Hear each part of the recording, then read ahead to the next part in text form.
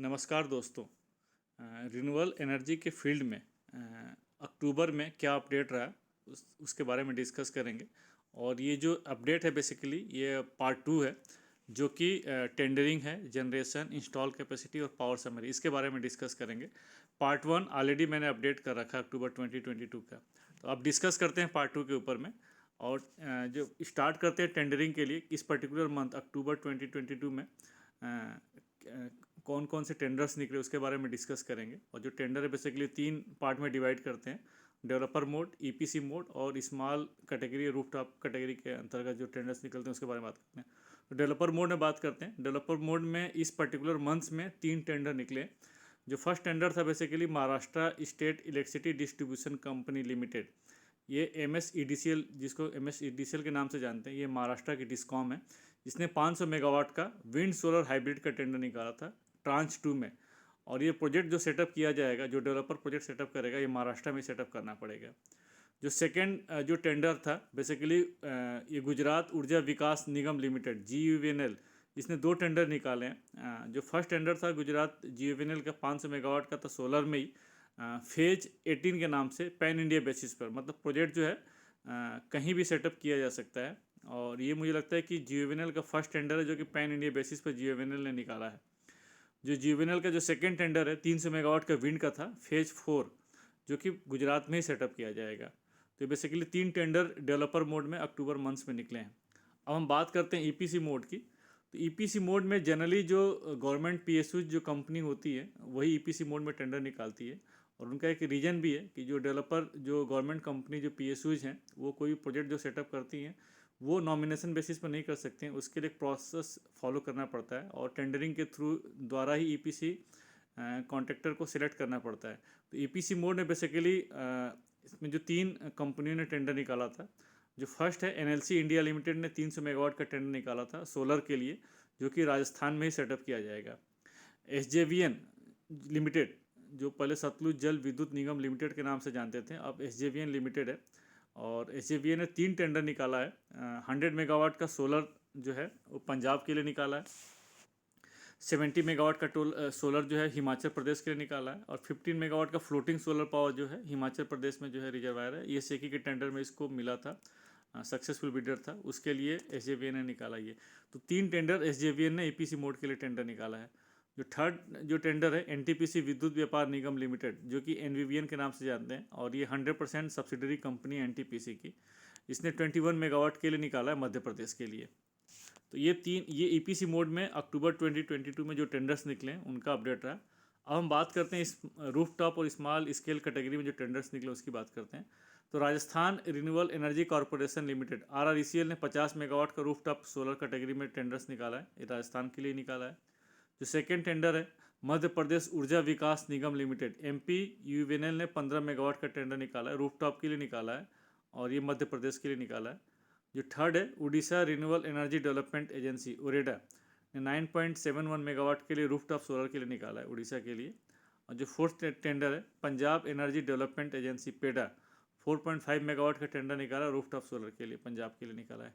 तो 4 major tenders रहे हैं इस पर्टिकुलर मंथ में रूफटॉप और स्मॉल कैटेगरी स्टेट्स कैटेगरी में। अब हम बात करते हैं इस पर्टिकुलर मंथ में एक स्पेशल टेंडर भी निकला था। वो special tender basically standalone battery energy storage system के लिए निकला है। और ये जो टेंडर निकाला था Uttar Pradesh power corporation limited UPPCL ने 10 megawatt oblique 40 megawatt our battery energy storage system के लिए निकाला है ये। और बेसिकली इनकी 4 लोकेशन है। और अगर स्पेसिफिकेशन की बात करें तो इसका मतलब ये है कि जो टोटल बैटरी एनर्जी स्टोरेज की जो कैपेसिटी है वो 40 मेगावाट आवर होगी। और 10 मेगावाट का मतलब ये होता है कि चार्जिंग और डिस्चार्जिंग जो है at a time maximum 10 megawatt हो सकता है ये। तो ये बेसिकली स्पेशल कैटेगरी का टेंडर है बैटरी एनर्जी स्टोरेज सिस्टम के लिए, जो इस अक्टूबर मंथ्स में निकला है। अब हम बात करते हैं कि जो पहले टेट एक्सटेंशन की, तो पहले के बहुत सारे टेंडर्स निकले हुए हैं, जिसमें कि मेजॉरिटी अभी 6 टेंडर्स के हैं जो कि पहले के टेंडर है, जिनकी जो बिड सबमिशन की डेट है उसको एक्सटेंड कर दी गई है। तो वो टेंडर कौन कौन से हैं? तो जो फर्स्ट टेंडर है REMCL ने 1548 मेगावाट का टेंडर निकाला था जुलाई 2022 में ही, पैन इंडिया बेसिस पर। मतलब ये है कि इसमें, और ये सोलर का टेंडर था, तो इसमें जो डेवलपर है पैन इंडिया में कहीं भी प्रोजेक्ट्स लगा सकते हैं। जो इसकी बिड सबमिशन की डेट है इसको इंक्रीज करके 29 नवंबर 2022 कर दी गई है। जो सेकंड टेंडर है PSPCL, Punjab state power corporation limited ने 1000 मेगावाट का टेंडर निकाला था, पंजाब के लिए निकाला था। ये अप्रैल में ही निकाला था, अप्रैल 2022 में। इसकी भी डेट कई बार एक्सटेंड की गई है। अब जो डेट एक्सटेंड की गई है, इसकी जो बिड सबमिशन की डेट है 11 नवंबर 2022 कर दी गई है। फिर जो थर्ड टेंडर है REMCL का ही है, 1000 मेगावाट का है। और ये बेसिकली ये स्पेशल टेंडर है ReNew Energy with and without storage, और ये पैन इंडिया बेसिस पे निकाला गया है। और ये जुलाई में ही निकला था, ये भी जुलाई 2022 में निकला था। इसकी भी डेट एक्सटेंड करके 9 नवंबर 2022 कर दी गई है।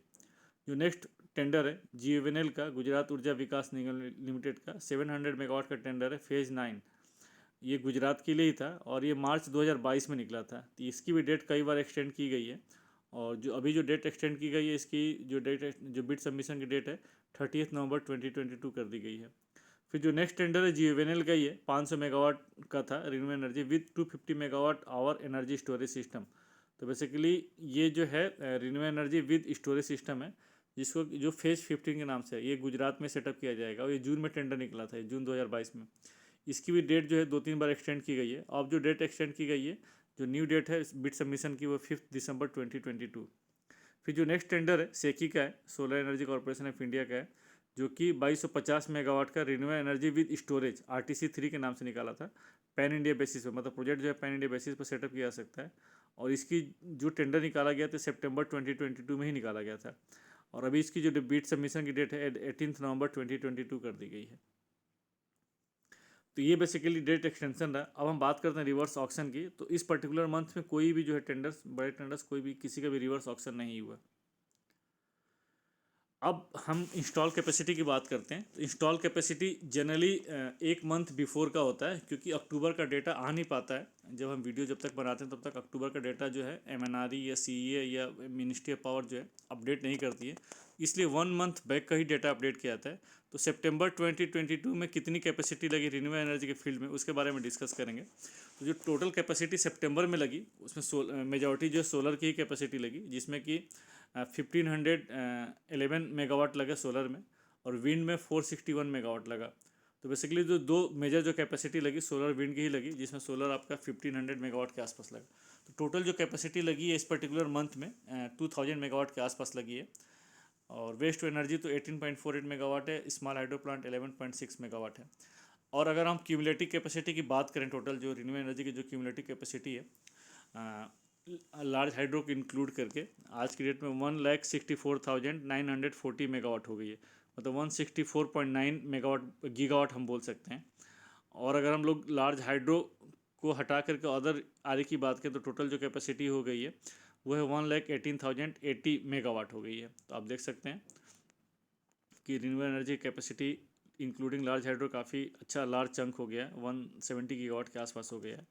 अब इसको हम नेक्स्ट जो है टोटल कैपेसिटी की हम लोग बात करते हैं। ऑल इंडिया जो इंस्टॉल कैपेसिटी कितनी हो गई है इंक्लूडिंग सारे सोर्सेज को मिला करके। तो अभी जो टोटल कैपेसिटी हो गई है 30 सितंबर तक, वो है 4,05,773 मेगावाट हो गई है।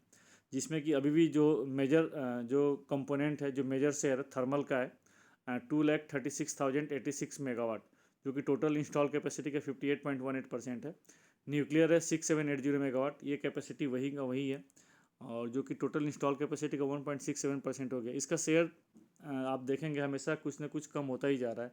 रीज़न ये है कि कैपेसिटी जो है सेम है और टोटल कैपेसिटी बढ़ती जा रही है ड्यू टू सोलर और विंड इंस्टॉलेशन की वजह से। अब रिन्यूएबल एनर्जी सोर्सेज जो कि जस्ट अभी हमने डिस्कस किया है, जो टोटल कैपेसिटी हो गई है 1,64,930 मेगावाट, जो कि टोटल इंस्टॉल कैपेसिटी का 40.2% है। और जो रिन्यूएबल एनर्जी सोर्सेस है 40.2% है, उसको अगर हम लोग बाइफर्केट करते हैं तो उसमें हम देखते हैं कि सबसे जो मेजर कैपेसिटी सोलर की ही है। टोटल सोलर जो अभी तक 60,814 मेगावाट लगा है, 14.9%। उसके बाद सेकंड नंबर पर लार्ज हाइड्रो आता है 46,850 मेगावाट, 11.5%। फिर विंड है 41,660 मेगावाट, जो कि 10.2% है टोटल इंस्टॉल कैपेसिटी का। स्मॉल हाइड्रो प्लांट जो है 4899 मेगावाट है, जो कि टोटल इंस्टॉल कैपेसिटी का 1.2% है। और बायो जो है 10,683, इसमें आपका वेस्ट टू एनर्जी भी इंक्लूड है, तो ये टोटल इंस्टॉल कैपेसिटी का 2.6% है। अब हम बात करते हैं पावर समरी की। तो सितंबर 2022 में पावर समरी में बेसिकली पीक डिमांड क्या रही और कितनी एनर्जी की रिक्वायरमेंट रही, उसके बारे में डिस्कस करते हैं।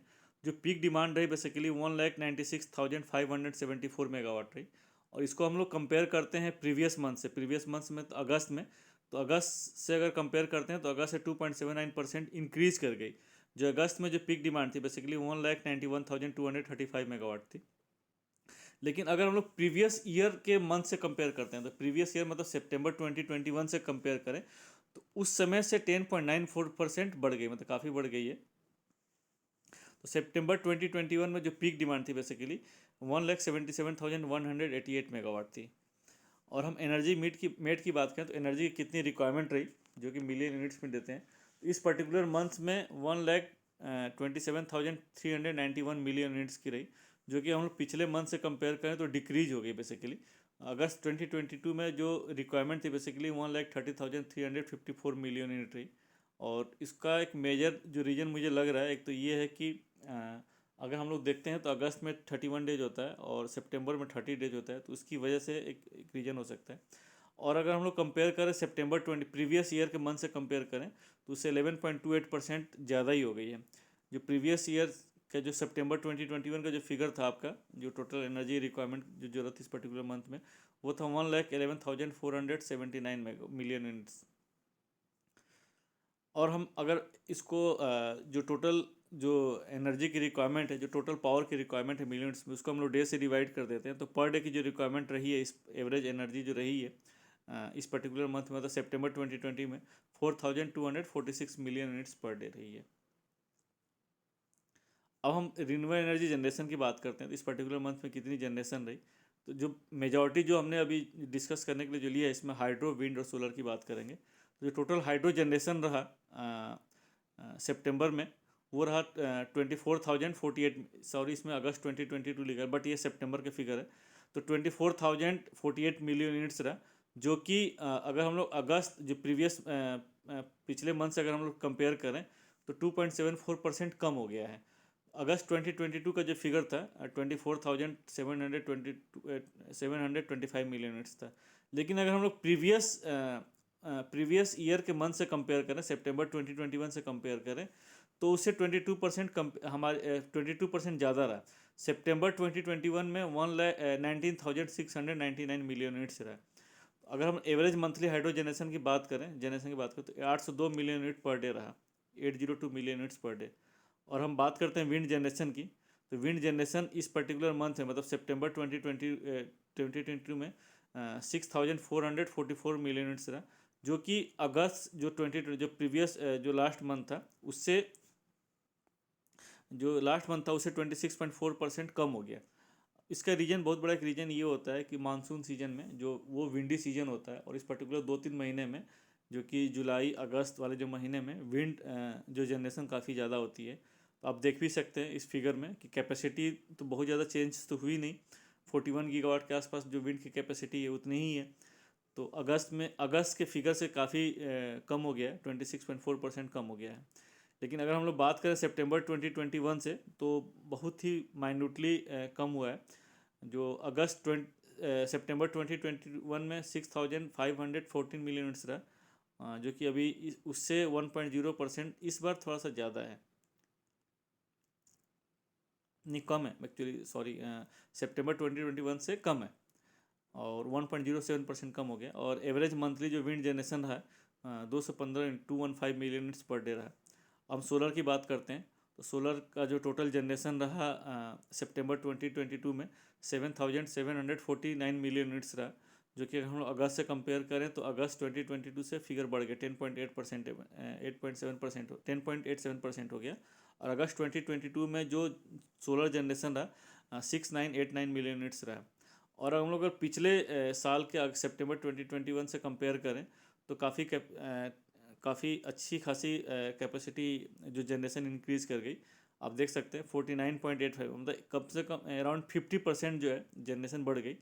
जो सितंबर 2021 में जो जनरेशन थी 5171 मिलियन यूनिट्स था, जो कि आज की डेट में 749 मिलियन यूनिट्स हो गया। और पर डे अगर हम लोग सोलर जनरेशन की बात करें तो टोटल सोलर जनरेशन जो पर डे थी 258 मिलियन यूनिट्स पर डे रहा। तो ये हाइड्रो, विंड और सोलर के बारे में अपडेट रहा रिन्यूएबल एनर्जी जनरेशन के सितंबर 2022 में। तो होप दोस्तों ये जो मेरा अपडेट रहा जो पार्ट 2 रिन्यूएबल एनर्जी के फील्ड में जो कि टेंडरिंग और कमीशनिंग और जो जनरेशन के ऊपर जो डिस्कस था आपको पसंद आया होगा, अच्छा लगा होगा। अगर आपको सही लगा होगा तो आप मेरे चैनल को लाइक करिए, सब्सक्राइब करिए, अपने दोस्तों को फॉरवर्ड करिए। फिर मिलते हैं आपसे नेक्स्ट वीडियो में, तब तक के लिए थैंक यू। जय हिंद।